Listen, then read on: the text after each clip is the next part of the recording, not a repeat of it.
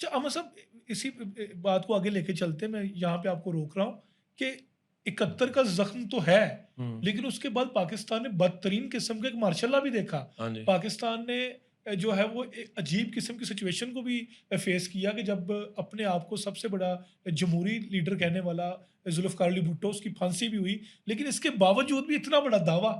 پاکستان کا فلرش کرنا آپ کو نظر نہیں آ رہا اس ساری ہاں صورتحال میں؟ بالکل. ہمارا پولیٹیکل ڈائلیما دیکھ لیں، ہماری معاشی صورتحال دیکھ لیں، ہمارا اپنے ہمسایوں کے ساتھ جو صورتحال آہستہ آہستہ ڈیولپ ہوئی ہے، اس کے باوجود پاکستان ابھی تازہ جو ایران اور یہ معاملہ ہوا ہے، اس میں پاکستان کیسا مرکزی کردار ادا کرتا ہوا نظر آ رہا ہے.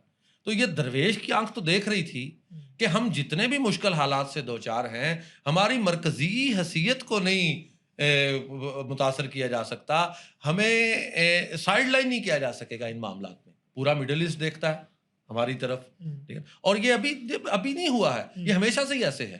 جب سے یہ معاملات ہیں ہمارا ابھی قوم کی زندگی دیکھیں نا، یہ 70-75 سال قوم کی زندگی میں کوئی بہت لمبا وقت نہیں ہوتا ہے، لیکن اتنے وقت میں ہی اتنے مشکلات کے باوجود پاکستان کا ریلیٹو رینک، یہی بہت بات ہے کہ پاکستان ریلیٹو ہے. اچیومنٹ ہے. جب ہم کہتے ہیں نا چائنا آزاد ہوا، بھائی چائنا صدیوں پرانی مملکت ہے، بالکل ایسے ہی ہے. وہ اب پاکستان کی تو تاریخ ہی 14 اگست 1947 سے شروع ہو رہی ہے. ہے. انڈیا آزاد ہوا لیکن انڈیا کب سے ہے؟ 1000 سال سے. ہاں 1000 سال سے بھی زیادہ سے. ٹھیک ہے نا، یہ خطے صرف اور صرف قدیم پائے جاتے تھے اور کہ یہ بطور ملک پائے جاتے تھے. ایران کبھی ساسانی ملکت تھا، 2500 سال. ہاں جی، کبھی پھر اسلام آ گیا، پھر اسلامی سلطنت بن گیا. لیکن یہ تو ایک بالکل ہی نیا، ایک سمجھ لیں کہ نوزائیدہ بچہ ہو کر یہ جوان اور بوڑھوں کے برابر کھڑا ہے. یہ درویش دیکھ رہا تھا کہ اس کا مستقبل بڑا روشن ہے. پھر یہ نواز شریف والا جو واقعہ ہے، یہ واقعہ کس طرح تھا؟ یہ نواز شریف والے واقعے کا جو ہے اصل میں یہ جو بابا جی جس طریقت سے ہیں، یہ چشتی اور صابری طریقت ہے. ٹھیک. یہ چشتی اور صابری طریقت میں آپ دیکھ لیں، معین الدین چشتی اجمیری رحمۃ اللہ علیہ، نظام الدین اولیاء رحمۃ اللہ علیہ، وقت کے حاکم ان کے آگے جھکتے رہے. وقت کے حاکم ان سے بے نیاز نہیں رہ سکے، ان سے صرف نظر نہیں کر سکے، ان سے آنکھیں نہیں پھیر سکے. نظام الدین اولیاء کی خدمت میں تو بار بار اس وقت کا حاکم عرض کرتا ہے کہ میں آپ کی خانقاہ میں آنا چاہتا ہوں، لیکن آپ اسے آنے کی اجازت نہیں دے رہے ہیں. تو یہ ایسا سلسلہ ہے کہ یہ سمجھ لیں کہ وہ ایک لفظ بولا جاتا ہے پرکھوں سے ہی اس سلسلے میں ایسے ہی ہے کہ جب بھی کوئی وقت کا شیخ نمودار ہوتا ہے تو وقت کا حاکم اس سے آنکھیں پھیر نہیں سکتا ہے. یہی بابا جی کے ساتھ ہوا. ٹھیک ہے. ابھی ذوالفقار علی بھٹو کے ساتھ بابا جی کے کو براہ راست رابطے کے شواہد میں نے نہیں دیکھے، کم از کم نہیں ہے. لیکن یہ وہی عہد ہے جب بابا جی کی کتاب، جس کے کتاب العمل بالسنہ المعروف بھی ترتیب شریف کہا جاتا ہے، 7 جلدوں پر بہت ضخیم کتاب ہے. میں وزن بتا دیتا ہوں، 1 من وزنی کتاب ہے یہ کتاب. 40 کلو. ہاں جی، حدیث پر بڑا شاندار مجموعہ ہے. اور یہ ذوالفقار علی بھٹو کے عہد میں جو اسلامی سربراہی کانفرنس ہو رہی ہے، اس میں یہ کتاب حکومت پاکستان کی طرف سے سارے اسلامی سربراہوں کو بطور تحفہ پیش کی جاتی ہے. آفیشلی حکومت. ہاں جی. اب ہم براہ راست تعلق جو ہے وہ تو نہیں ہمیں ملا، لیکن یہ کیسے ممکن ہے کہ اس عہد کا حاکم آگاہ نہ ہو کہ کس کی کتاب دی جا رہی ہے.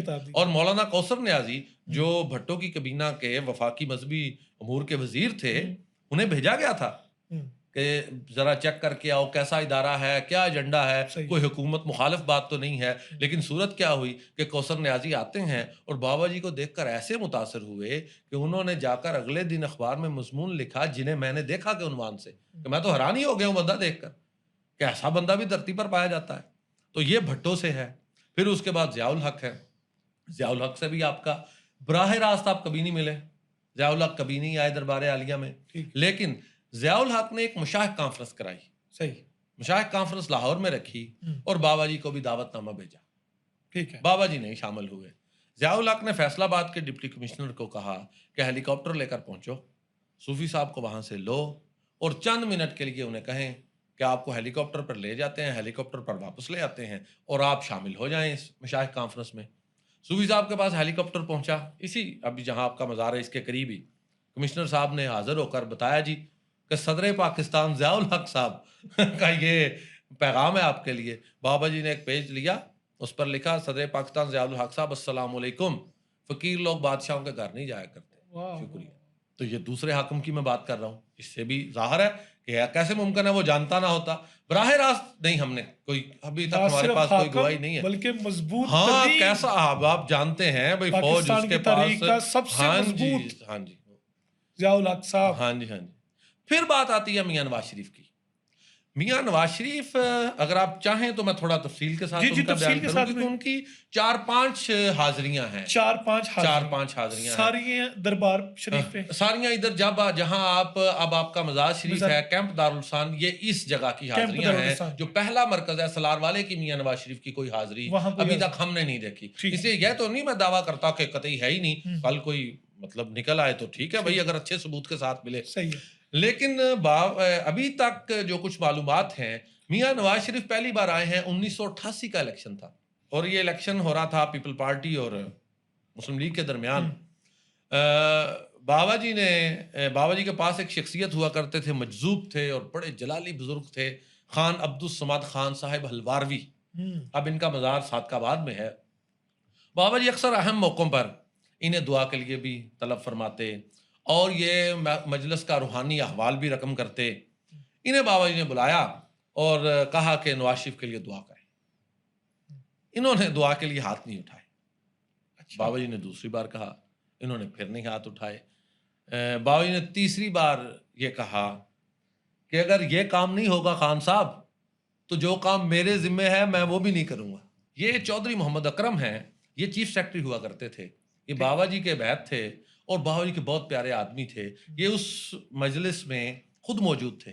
یہ ان کی طرف سے میں رپورٹڈ بات آپ کے سامنے بیان کر رہا ہوں کہ بابا جی نے کہا کہ اگر یہ کام نہ ہوا خان صاحب تو جو کام میرے ذمہ ہے میں بھی وہ کام چھوڑ دوں گا. اس بات پر خان صاحب نے ہاتھ بلند کیے، آسمان کی طرف دیکھتے ہوئے کچھ دیر کے لیے دعا کی اور پھر دعا کے بعد ہاتھ اپنے منہ پر پھیرا تو بابا جی نے میاں نواز شریف کو کہا کہ میاں صاحب سرداری مبارک. یہ الیکشن کا دن تھا، دوپہر 1-1:30 دن کا. ہاں دوپہر 1-1:30 بجے کا واقعہ ہے. میاں نواز شریف ووٹ ڈال کر آئے تھے دعا کرانے کے لیے. الیکشن کے دن کا واقعہ ہے. سرداری مبارک. ہاں جی. لیکن یہ سرداری پنجاب کی تھی. اچھا. یہ پاکستان کی نہیں تھی. ٹھیک ہے. پنجاب مسلم لیگ جو تھی وہ اوور آل مرکز میں ہار گئی تھی لیکن پنجاب میں جیت گئی اور میاں نواز شریف پنجاب کے وزیر اعلیٰ. 2 سال بعد 1990 پھر الیکشن آ گیا. آپ جانتے ہیں پاکستان کی تاریخ میں 2-3 سال بعد ہی الیکشن آ جاتا ہے یا 10 سال نہیں آتا ہے. 2 ہی طریقے ہیں یہاں. 5 سال والا ذرا کم ہی آتا ہے. تو 2 سال بعد 1990 میں الیکشن آ گیا. پھر پیپل پارٹی اور نون لیگ کے درمیان ہی تھا. اچھا میاں نواز شریف پھر الیکشن والے دن پہنچے اور الیکشن والے دن میاں نواز شریف جب پہنچتے ہیں تو بابا جی میاں صاحب کہتے ہیں کہ لنگر کھانا ہے. بابا جی کہتے ہیں نہیں ہم لنگر نہیں کھلا سکتے ہیں. چودھری محمد اکرم کہتے ہیں کہ میں نے ذرا بابا جی سے پیار تھا تو میں نے عرض کیا ذرا مہربانی کریں، اتنی دور سے آئے ہیں، تھوڑی سی حسرت ہے آپ یہ پوری کر دیں. خیر آپ نے لنگر کھانے کی اجازت دے دی. لنگر پیش کیا، وہی جیسے دربار شریف کا سادہ معمول تھا، پیالی میں کوئی پروٹوکول نہیں، کچھ نہیں، پروٹوکول کا تصور ہی نہیں. ایک درویش کی بارگاہ میں درویش کیا سمجھے کہ کوئی حاکم ہے؟ درویش تو خود بہت بڑا حاکم ہے. درویش روحانیت کی دنیا کا حاکم ہے، وہ اس دنیا کا حاکم کو کیا سمجھتا ہے؟ نواز شریف صاحب کو انہی برتنوں میں. ہاں نواز شریف جو درویش ہے وہ تو اپنے نفس پر حاکم ہے. نفس سے بڑی سلطنت کس کی ہوتی ہے؟ جس نے اس پر حکومت کر لی اس کو کسی کی حکومت کیا لگتی ہے؟ تو اسی بالکل سادہ چٹائی پر بٹھا کر ایک روٹی رکھ دی گئی اور لنگر لا کر رکھ دیا گیا، پیالی سادہ پیالی میں. خیر لنگر کھایا. لنگر کھانے کے بعد آپ نے میاں نواز شریف کو کہا کہ آپ کو جیت مبارک. لیکن ایک بات ساتھ کہی، آپ نے فرمایا میاں صاحب یاد رکھیں یہ جیت آپ کی کسی خوبی کی وجہ سے نہیں ملی، یہ اللہ کے کرم کی وجہ سے ہے. اللہ کا کرم نہ بھولنا، یہ بات صاف. ہاں اور اس کو رپورٹ کرنے والے چودھری محمد اکرم بھی ہیں جو چیف سیکرٹری سے، اور قمرالزمان ایک پرسنل سیکرٹری ہوا کرتے تھے نواز شریف کے. یہ دونوں یہ بات رپورٹ کرتے ہیں کہ بابا جی نے کہا کہ میاں صاحب اس جیت کو اپنی کوئی کامیابی نہ سمجھنا، یہ اللہ کے کرم سے ہوا ہے، اللہ کا کرم نہ بھول جانا.